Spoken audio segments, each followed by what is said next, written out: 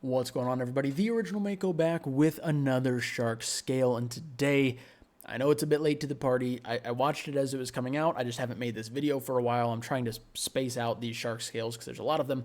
But we have Hell's Paradise today, a show that was a summer anime.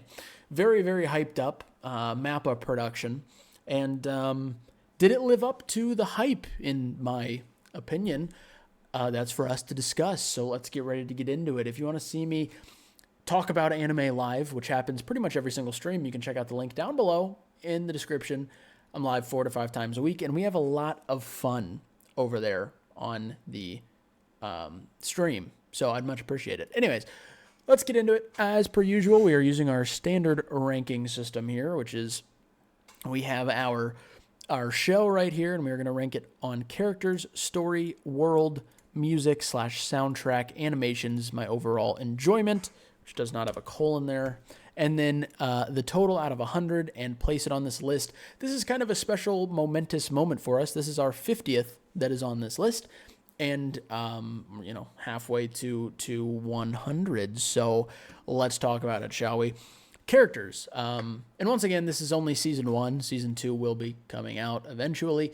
And when that happens, we will reevaluate all of these numbers after watching season 2. But with season 1, we've got the characters. Characters are a pretty, relatively high point for me, I think, for the most part. You've got Gabimaru, obviously. Some of the more interesting characters are all of the things on the island.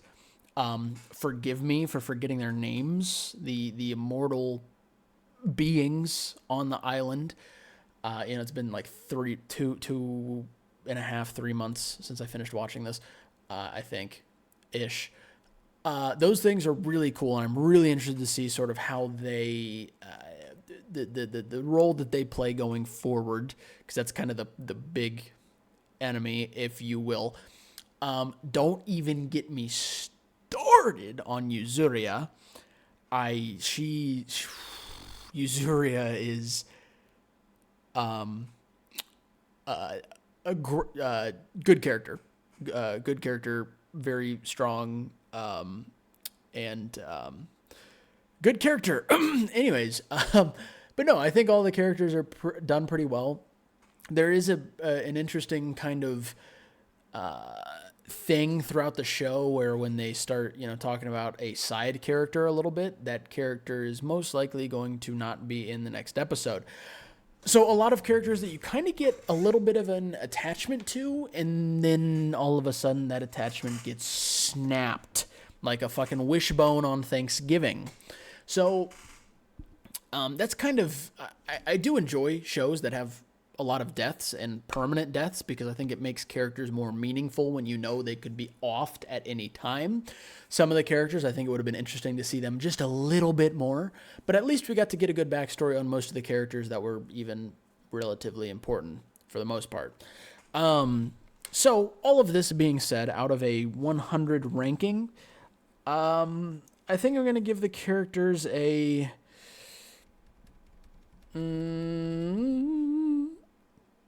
I'm not going to go too much over average. Average would be a 70, so a 73 here.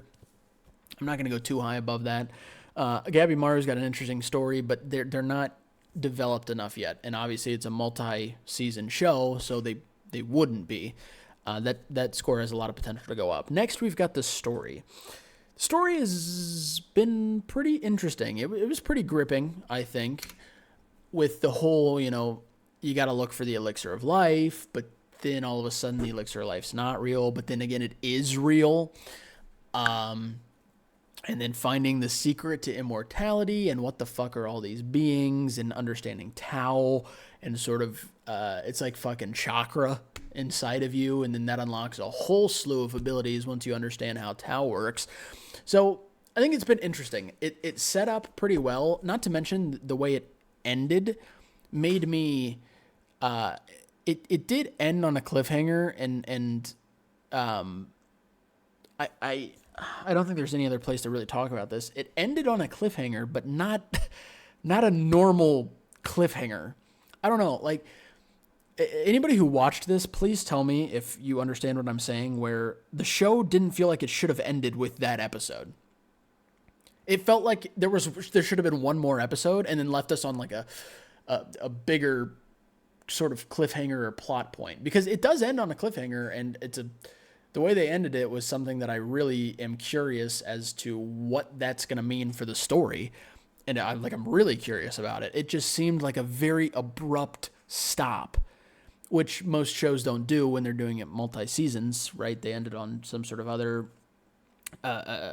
sort of finishing plot point, and then they kind of do a little teaser for what's next. So I don't know. That was very weird to me, but the story was gripping and interesting, and the action was really nice.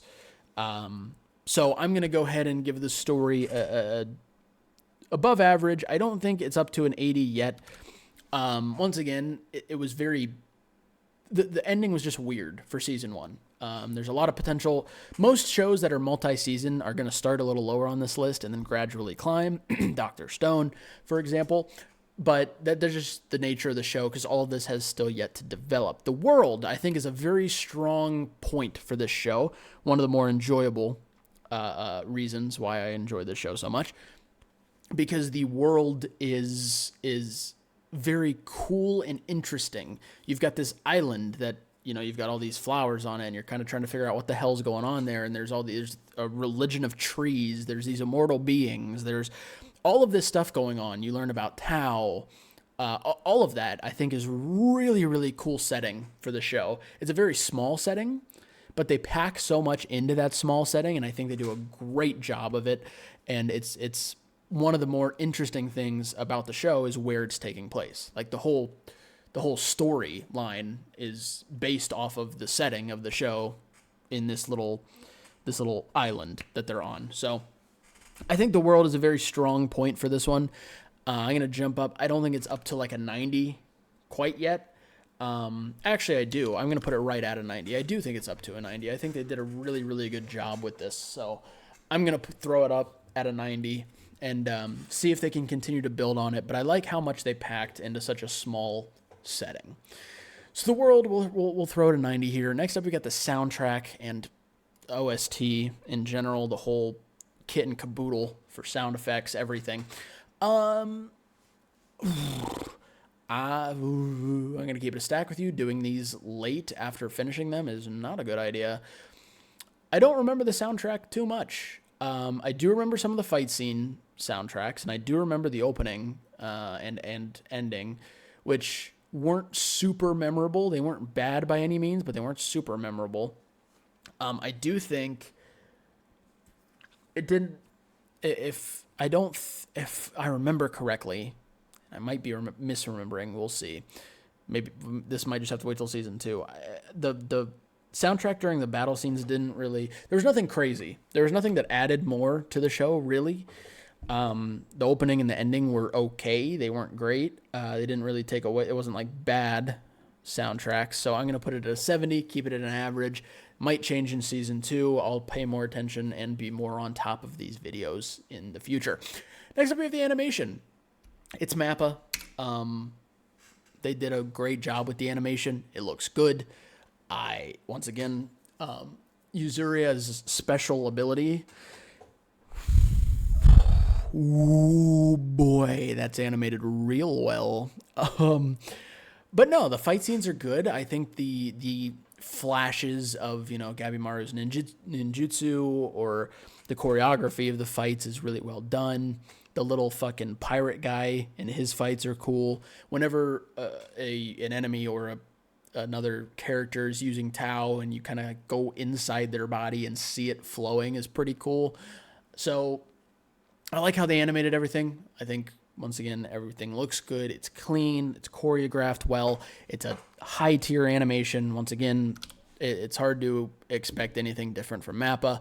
So 85 for the animation. My overall enjoyment. I did enjoy Hell's Paradise a lot. It needs to be... I need more, which is obviously a good thing, but like... I just need to get to that second season to see what's going to be happening next. So that's why, none of these numbers are going to be breaking through the charts or anything, but it is like I said, it was a very enjoyable show, well animated, leaves me wanting more. Very curious to see what happens with the story. Very interested to see what happens with the main character and what, you know, he's going to. Once again, it ended in a very weird place, but I think if I was giving it an overall enjoyment score, I don't think it's going to be too crazy. I'll put it a little above an 80. Put it like an 83. Once again, it was very good. I enjoyed it a lot.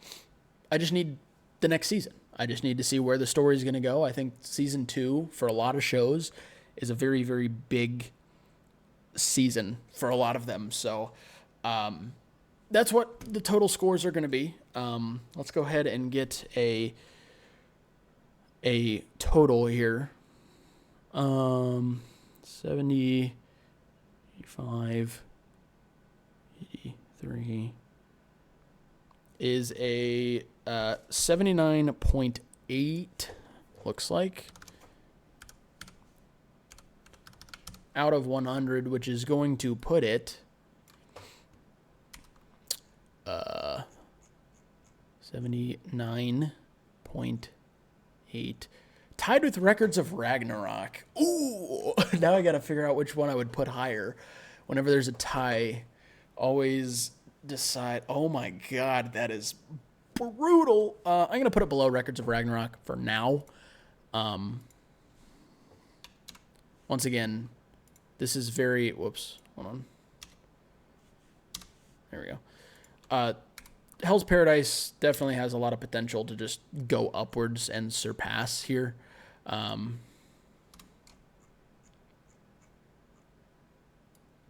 we can also get rid of that. Hell's Paradise has a lot of potential to pass Records of Ragnarok. That being said, Records of Ragnarok isn't over, and Records of Ragnarok has a great potential to keep going up. I fucking love Records of Ragnarok.